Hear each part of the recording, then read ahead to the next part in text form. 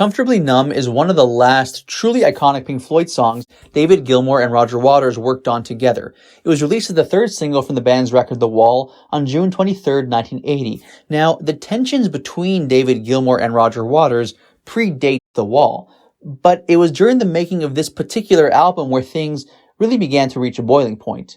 David Gilmour himself said the following: "I think things like Comfortably Numb were the last embers of mine and Roger's ability to work collaboratively together." David Gilmour began writing Comfortably Numb for his self-titled solo record in 1978. Structurally, the David Gilmour demo and the studio version of Comfortably Numb for The Wall are very similar. The following is from David Gilmour. "This was just something I wrote and plonked down on a high-strung guitar one afternoon. The only thing that changed was that the verses I put in weren't quite long enough to take the phrase, 'I have become comfortably numb.' And Roger said, 'Listen, I want to put one more phrase in. Can we lengthen the verse by these few bars?'" Lyrically, Comfortably Numb is often associated with drug usage, and to a certain extent the song is about that, but not recreational drugs. The initial lyrical inspiration for the song came from an experience Roger Waters had where he was injected with tranquilizers prior to a show. The show took place on June 29, 1977 in Philadelphia. Prior to the show, Roger Waters was having severe stomach cramps, and in order to numb the pain, a doctor injected him with a tranquilizer. This being the inspiration for the lines, "That'll keep you going through the show, come on, it's time, let's go." In Roger Waters' words, "That comes from a specific show at the Spectrum in Philadelphia. I had stomach cramps so bad that I thought I wasn't able to go on.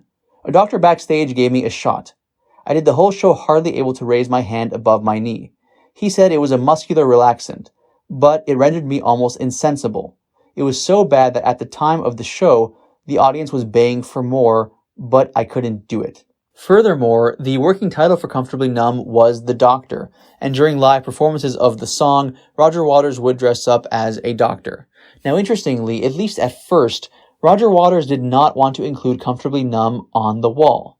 The main producer on The Wall was Bob Ezrin, and he was instrumental in the creation of that album. Many of his creative ideas ended up on various songs, including Comfortably Numb, and Bob Ezrin insisted to Roger Waters that the song be included on the album. Bob Ezrin once recalled the following: "At first, Roger had not planned to include any of Dave's material. I fought for this song and insisted that Roger work on it. My job was to mediate between two dominant personalities. I fought for the introduction of the orchestra on that record. This became a big issue on Comfortably Numb, which Dave saw as a more bare-bones track. Roger sided with me. So the song became a true collaboration. It's David's music, Roger's lyric, and my orchestral chart."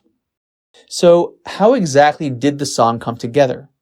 I'm going to be looking at all of that and more in this video.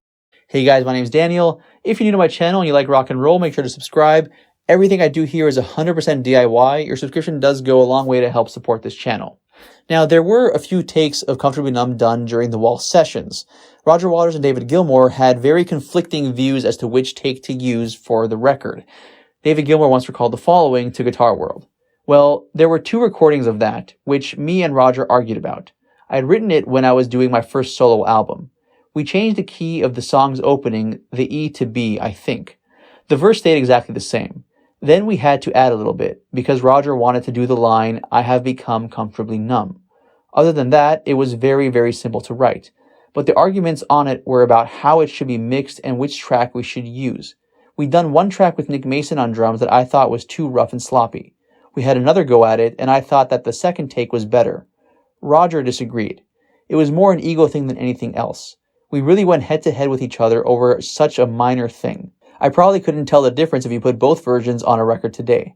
But anyway, it wound up with us taking a fill out of one version and putting it into another version." In addition to having to compromise in terms of which take they should use, David Gilmour and Roger Waters also shared vocals on the song. David Gilmour singing the chorus, while Roger Waters sang the verses. As mentioned, Bob Ezrin served as a bit of a mediator between the two of them.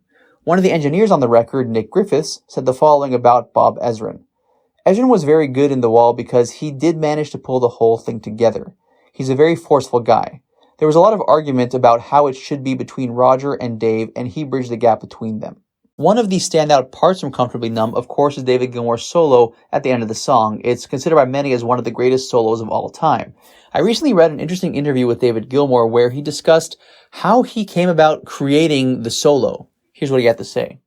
I just went into the studio and banged out 5 or 6 solos. From there, I just followed my usual procedure, which is to listen back to each solo and mark out bar lines, saying which bits are good. In other words, I make a chart, putting ticks and crosses on different bars as I count through. 2 ticks if it's really good, 1 tick if it's good, and cross if it's no-go. Then I just follow the chart, whipping 1 fader up, then another fader, jumping from phase to phase and trying to make a really nice solo all the way through. That's the way we did it on Comfortably Numb.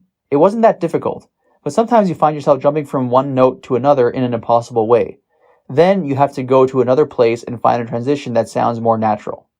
Now, of course, there are 2 solos in Comfortably Numb. One of the engineers and co-producers on the record, James Guthrie, discussed what it was like working on the first solo on Comfortably Numb, and also what it was like working with David Gilmour in general on his solos for that record. I have great memories of working with David on all the guitar solos. For the majority of the solos, it was just David, myself, and guitar tech Phil Taylor in the room. We would make numerous passes. Then Dave would take a break and I would combine a solo from all the different performances. He would come back, have a listen, and either we would move on to the next piece, or he would have me make 1 or 2 changes and then we'd move on. As most guitarists know, David uses a lot of finger vibrato as well as the whammy bar, often at the same time. On the first solo of Comfortably Numb, he was exaggerating the effect quite dramatically. I asked if he thought it was too much and he replied, "No, I want it to sound drunk." And there it was. Going back to the lyrics of the song for a moment, as mentioned, the lines, "That'll keep you going to the show," "Come on, it's time, let's go," are a reflection of Roger Waters' real-life experience when he was tranquilized before a performance.